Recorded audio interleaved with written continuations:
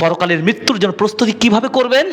1 নম্বর, আল্লাহ যে ফরজ বিধানগুলো দিয়েছেন প্রত্যেক মুসলিম নরনারীর পরে ফরজগুলো পালন করতেই হবে, কোনো কম্প্রোমাইজ চলবে না। ফরজ সালাত 10 বছর হয়েছে, আপনার ছেলে মেয়ে নাতি পুতি সকলকেই পড়তে হবে।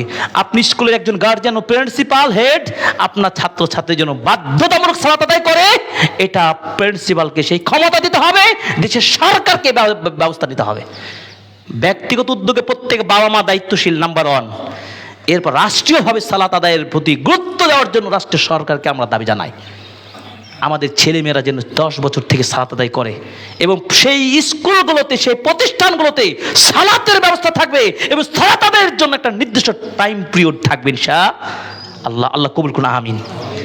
এবার ফরজ বিধান বলতে সিয়াম, সালাত, যাকাত।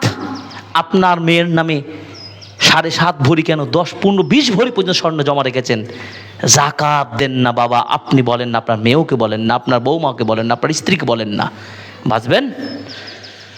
আল্লাহু আকবার। ফরজ বিধানে কোনো কম্প্রোমাইজ নাই। যদি আপনি জান্নাত পেতে চান, কবর থেকে বাঁচতে চান, মৃত্যুর প্রস্তুতি নিতে চান, নাম্বার 1 ফরজ বিধানে কোনো ছাড় নাই। তার মানে অন্তত পক্ষে মৌলিকভাবে 5 ওয়াক্ত সালাত অবশ্যই আদায় করতে হবে, 1 মাসের ফরজ সিয়াম অবশ্যই আদায় করতে হবে, যাকাত হলে যাকাত দিতেই হবে, ঈমান তো আছেই। আর হজ সামর্থ্য থাকলে অবশ্যই হজ করবেন। আমি সংক্ষেপ করে যাচ্ছি।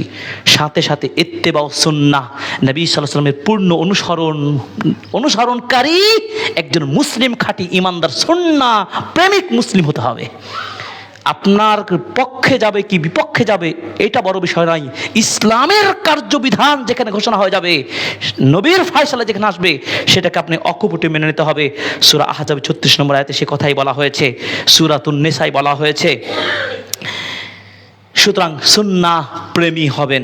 2 নম্বর, আল ইকতার মিন যিকরিল মাউত, মৃত্যুকে প্রচুর স্মরণ করবেন। মৃত্যুর প্রস্তুতির 2 নম্বর কি উপায়?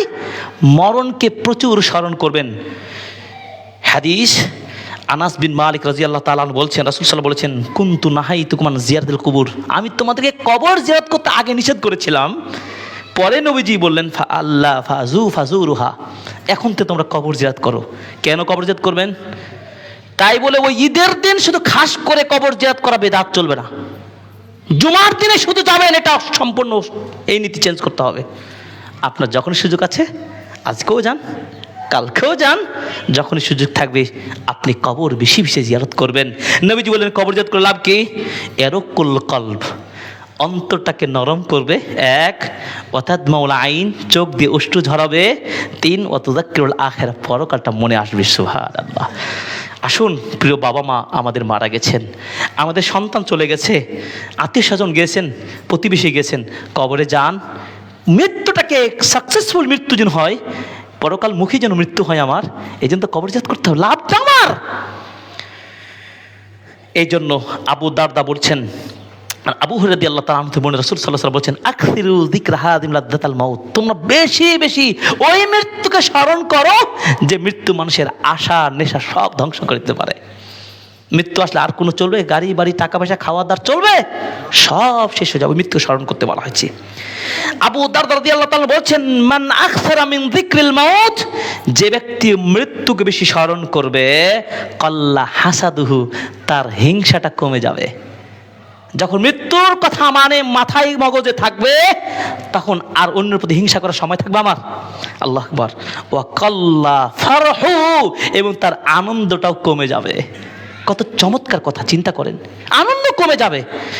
তার মানে যেই গতিহীনভাবে, যে গতিশীল নেই, আপনি মোটরসাইকেল ড্রাইভ করছিলেন, আপনার ছেলে, আপনি করছেন, আপনি দেখছেন, কিছু বলেন না, আপনার ছেলের অ্যাক্সিডেন্টের কারণে আরও 2 জনের অ্যাক্সিডেন্ট হচ্ছে, কি আনন্দ!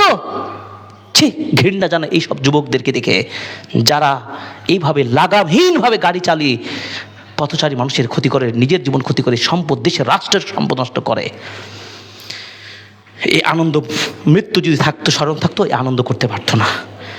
আম্মার বিন ইয়াসার তিনি বলেছেন, কাফা বিল মাউতে ওয়াইজান, মানুষের জন্য একজন উপদেশকারী হিসাবে মৃত্যুকে স্মরণ করাই যথেষ্ট, আর কোনো উপদেশ লাগে না। একটা যদি মাথায় সফটওয়্যার ইনস্টল করতে পারেন, ওয়াকাফা বিল ইয়াকিনে জ্ঞানান, মানুষের ধনী এই তৃপ্তি অন্তরের আনন্দ এটা যথেষ্ট হবে দৃঢ় বিশ্বাসের উপরে। বিশ্বাস কি? আমার আল্লাহ রিজিক দিবেন, এই বিশ্বাস যদি দৃঢ় থাকে আপনাকে অভাব এসে দুর্বল করতে পারবে না। 3 নম্বর ওয়াকাফা বিল ইবাদত শুগলান, যখন আপনি ইবাদতে থাকবেন তখন ব্যস্ততায় আপনাকে আনন্দের সাথে ব্যস্ততাকে আপনি সময়টা কাটাতে পারবেন। একজন মহিলা এসে আয়েশা রাদিয়াল্লাহু তাআলা আনহার নিকট বললেন, উম্মুল মুমিনিন আমাকে পরামর্শ দিন, আমার মনটা খুব শক্ত, চোখ দিয়ে কান্না আসে না। তিনি বললেন, পরামর্শ কি দিলেন? আকসিরি মিন যিকরিল মাউত, তুমি মৃত্যুকে বেশি স্মরণ করো। সেই মহিলা বাড়িতে গিয়ে সেদিন থেকে মৃত্যুকে বেশি স্মরণ করা শুরু করলেন। সত্যি তার মনটা নরম হয়ে গেল, পরকালমুখী হয়ে গেল, ভালো কাজের দিকে অগ্রগামী হয়ে গেল। তখন আয়েশা রাদিয়াল্লাহু তাআলা আনহাকে থ্যাঙ্কস জানাতে আসলেন, শাকারতুল্লাহ, আপনাকে ধন্যবাদ জানাই, আপনার পরামর্শ পেয়ে আমি সত্যি আমার মনটাকে পরিবর্তন করতে পেরেছি। চিন্তা করতে পারেন মৃত্যুকে স্মরণ করলে মনটা পরিবর্তিত হয় কিভাবে? কাবাল আহবার তিনি বলছেন, মিন যিকরিল মাউত হানাত আলাইহিল মাসাইব, কেউ যদি মৃত্যুকে স্মরণ করতে পারে দুনিয়ার যতই মুসিবত আসুক সব মুসিবত তার কাছে নাথিং, একেবারে নগণ্য মনে হয়ে যাবে। মৃত্যুর চেয়ে তার কোনো বিপদ হতে পারে? আপনার একটা পা ভেঙে গেছে, তাও তো বেঁচে আছেন, কিন্তু মৃত্যু হলে ওই পা নিয়ে করবেন কি, ওই হাত নিয়ে করবেন কি, সব নিথর বডি পড়ে থাকবে। এই তো গত একদিন আগের কথা, রাজশাহী তানোরে একটা শিশু বাচ্চা প্রায় 45-46 ফিট গর্তে পানি কলের সেই পাইপের ভিতরে পড়ে যায়। এই প্রায় 32 ঘন্টা সেখানে জীবিত ছিল বাচ্চাটা। সেই প্রশাসন লোকেরা তাকে উদ্ধার করলো, কত কষ্ট মাটি খনন করলো 45-46 সে মিটার গভীরে। এরপর বাচ্চাটা মারা গেল।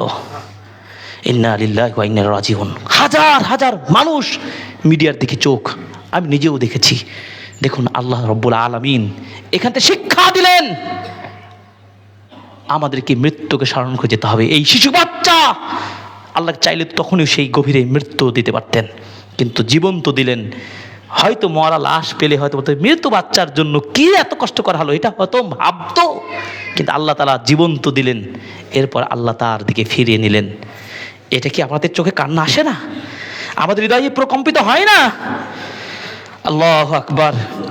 এইভাবে অনেক কথা রয়েছে মৃত্যুকে স্মরণ, মৃত্যুর প্রস্তুতির জন্য 3 নম্বর যেটি করবেন, যেটা আগে বলেছি, বিশুদ্ধ তওবা করবেন। এরপরে তওবা যদি কারো কবুল হয় তার আলামত আছে জানেন? 2টা কথা। 1 নম্বর কি, তওবা করার পরে দেখুন লোকটা ভালো কাজ করা শুরু করবে, তাহলে বুঝবেন লোকটা তওবা কবুল হয়েছে। এবং 2 নম্বর, তার ভিতরে সবসময় ভয় কাজ করবে, এটা পাপ, এটা গুনাহের কাজ, না না এটা করা যাবে না। তওবার আলামত, তওবা যে কবুল হয়েছে। 4 নম্বর কি, আল্লাহর কাজ নিকট ভালো ধারণা পোষণ করবেন, ভালো ধারণার মৃত্যুবরণ করবেন। মৃত্যুকে স্মরণ করলে লাভ কি? দাক্কাক রাহিমাহুল্লাহ তিনি বলছেন, অল্পতে তুষ্টি হওয়া যায়, ইবাদতে গতি বাড়ে, আল্লাহকে স্মরণ করা যায়। যদি মৃত্যুকে স্মরণ না করেন আপনার পেটও ভরবে না, তওবাও করার সুযোগ পাবেন না, আর আপনি ইবাদত গুজারও হতে পারবেন না। অতএব আমরা বেশি বেশি স্মরণ করবো মৃত্যুকে, মৃত্যুর প্রস্তুতি গ্রহণ করব। মৃত্যুকে স্মরণ করার সাথে সাথে মৃত্যুর প্রস্তুতির জন্য 5 নম্বর যে কাজটি করব, কবরের শাস্তির কথাকে মাথায় রাখবো। আল কবরু আউয়ালু মানজিল মিন মানাজিল আখির। মরতেই কিন্তু হবে, কবরে আপনাকে নিয়ে যাওয়া হবে। ওই কবরের কথা, হাসরের কথা মনে করুন। আল্লাহ তাআলা আমাদেরকে কবুল কর, আমিন। আল্লাহ আমাদের মুমিন হিসাবে যেন কবুল কর, আমিন। আল্লাহ রাব্বুল আলামিন আমাদের জীবনের সকল ভুল ত্রুটি ক্ষমা করুন, আমিন। আমাদের মৃত্যু যেন ঈমানি মৃত্যু দান কর, আমিন।